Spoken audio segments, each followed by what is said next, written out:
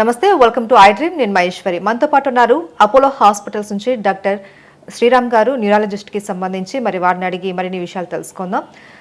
శ్రీరామ్ గారు, పెరాలసిస్ అన్నది దాంట్లో కూడా చాలా రకాలు ఉన్నాయి. అండ్ పర్టికులర్గా ఒక సేఫ్ టైం అంటారు, ఆ టైంలో ట్రీట్మెంట్ తీసుకుంటే దీన్ని కంట్రోల్ చేయొచ్చు, సేవ్ చేయొచ్చు అనేసి అంటూ ఉంటారు. ఈ విషయాల గురించి ఈరోజు మనం మాట్లాడుకుందాం. అసలు పెరాలసిస్లో ఎన్ని టైప్స్ ఉంటాయో చెప్తారా ఫస్ట్? ముఖ్యంగా స్ట్రోక్ రెండు విధాలుగా ఉంటుందండి.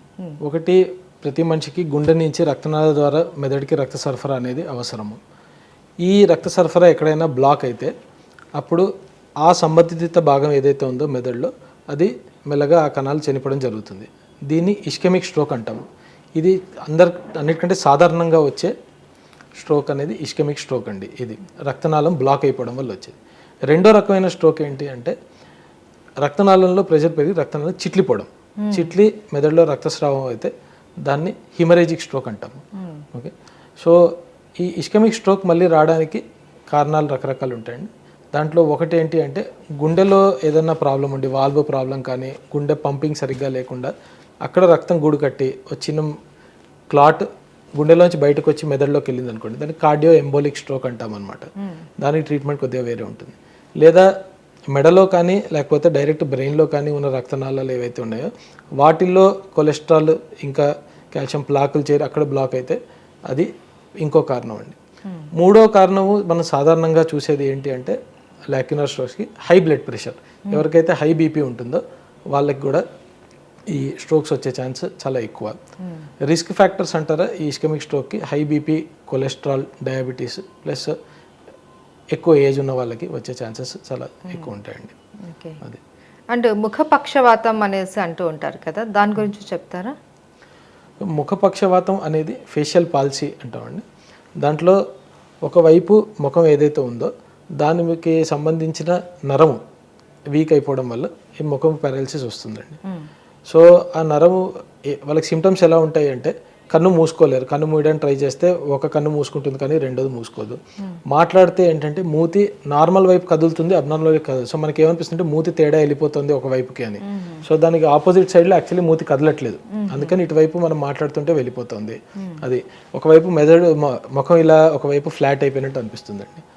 సో ఇది సాధారణంగా కారణం మనకి మెజారిటీ పేషెంట్స్లో అంటే 50% మందిలో మనకి కారణం అనేది దీంట్లో తెలియదండి. యూజువల్గా వాళ్ళకి గాలి తగిలింది అంటారు, లేకపోతే ఇంకోటి అంటారు.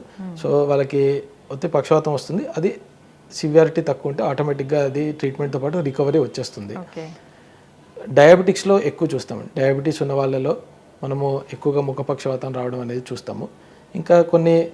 ఇంకా కారణాలు ఉంటాయి. అంటే హెచ్ఐవి ఉన్న వాళ్ళలో కానీ లేదా సార్కాయిడోసిస్ అంటాము, అది వాళ్ళలో కూడా ముఖపక్షవాతం అనేది మనము చూస్తూ ఉంటాము. సో ఇది ఫ్యామిలీ హిస్టరీలో ఎవరికన్నా ఉన్నా కూడా వచ్చే అవకాశాలు ఉన్నాయా? ముఖపక్షవాతం ఫ్యామిలీ హిస్టరీలో వచ్చి రావడం చాలా అరుదు. నార్మల్ పెరాలసిస్ కానీ, నార్మల్ పెరాలసిస్ స్ట్రోక్స్లో కూడా కొన్ని స్ట్రోక్స్ ఉంటాయండి. అవి స్ట్రోక్ సిండ్రోమ్స్ అంటాము. అవి ఏంటంటే వంశపారంపర్యంగా ఆర్ జెనెటిక్గా వచ్చే ఛాన్స్ ఉంటుంది. అలాంటి స్ట్రోక్స్ యూజువల్లీ చిన్న వయసులో వస్తాయండి. ఓకే, చిన్న వయసులో వస్తాయి. సో జెనెటిక్గా ఉన్నప్పుడు వాళ్ళు ప్రీవియస్గా ఏమైనా ట్రీట్మెంట్ తీసుకోవచ్చా? ఇప్పుడు మదర్ ఫాదర్కి ఉన్నప్పుడు పుట్టే బేబీ పుట్టిన తర్వాత అయినా సరే ఒక స్టేజ్లో ఈ ట్రీట్మెంట్ తీసుకుంటే రాకుండా ఉండే అవకాశాలు ఉన్నాయా? సో వాళ్ళల్లో ఇప్పుడు తల్లిదండ్రులకి ఆ సిండ్రోమ్ ఉంటే పిల్లలకి అది వచ్చిందా లేదా అని జెనెటిక్ టెస్ట్ చేసి కన్ఫర్మ్ చేయొచ్చండి. ఓకే, వాళ్ళల్లో ఆ లక్షణాలు ఉంటే ఏదైతే ఎటువంటి జెనెటిక్ ప్రాబ్లం ఉందో దాన్ని బట్టి ట్రీట్మెంట్ కొన్ని అవైలబుల్ ఉన్నాయి కొన్నిటికి. వీటి కాంప్లికేషన్స్ ఏంటండి? కాంప్లికేషన్ అంటే అంతకుముందు ట్రీట్మెంట్ గురించి మనం ఒక విషయం చెప్పుకోవాలండి. ఎవరికైతే బ్రెయిన్ స్ట్రోక్, ఇస్కెమిక్ స్ట్రోక్ అంటే మెదడులో రక్తం క్లాట్ అయిపోవడం వల్ల పెరాలిసిస్ వస్తుందో వాళ్ళకి ఇప్పుడు చాలా మంచి ట్రీట్మెంట్స్ అవైలబుల్ ఉన్నాయండి. 4.5 గంటల్లో కల్లా ఒకవేళ అది డయాగ్నోస్ చేసుకుని హాస్పిటల్కి వచ్చి డయాగ్నోస్ చేసుకుంటే మనము వెంటనే ఒక ఇంజెక్షన్ ఇచ్చి ఆ క్లాట్ని కరిగించవచ్చు. సో వెంటనే గుర్తించి తీసుకెళ్తే 4 hours లోపల 4.5 hours విండో పీరియడ్. దీన్ని థ్రాంబోలైసిస్ అంటాము. అది కొన్ని క్లాట్స్ అంటే పెద్ద రక్తనాళాలు బ్లాక్ అయిపోతే వాటిల్లోకి మనము 6 గంటల లోపల, కొన్ని కేసుల్లో అంతకంటే ఎక్కువ కూడా అప్ టు 12 గంటలు 24 గంటలు కూడా చేయొచ్చు. వైర్ పాస్ చేసి ఆ క్లాట్ని తీసేసేయచ్చు బయటికి. దాన్ని మెకానికల్ థ్రాంబెక్టమీ అంటాము. సో ఇవి చేయగలిగితే పేషెంట్కి కాంప్లికేషన్స్ తక్కువ ఉంటాయండి. కాంప్లికేషన్ అంటే వాళ్ళ అవుట్కమ్, వాళ్ళ చెయ్యి కాలు పూర్తిగా పడిపోయిన వాళ్ళు కూడా తొందరగా రికవర్ అయ్యి వాళ్ళకి అట్లీస్ట్ వాళ్ళ మొబిలిటీ అనేది కూడా వెనక్కి వచ్చే ఛాన్స్ చాలా ఎక్కువగా ఉంటుంది. వాళ్ళకి రెస్పాన్స్ చాలా బాగుంటుంది. అదే మనము సరే గుర్తించలేదు ఈ విండో పీరియడ్లో మనకి లేట్ అయిపోయింది అనుకుంటే రక్తం పలచబడే ట్యాబ్లెట్స్, దాంతో కొలెస్ట్రాల్ తగ్గించే ట్యాబ్లెట్స్ ఇవి ఉంటాయి. వాటి ద్వారా కూడా మనము స్ట్రోక్ని మేనేజ్ చేస్తాము. అది దెన్ ఇలాంటి వాళ్ళకి ఏంటి అంటే ఒకవేళ విండో పీరియడ్ మిస్ అయితే కొద్దిగా వాళ్ళకి ఆ వీక్నెస్ అనేది ఎక్కువ రోజులు ఉండిపోయే ఛాన్స్ ఉంటుందండి.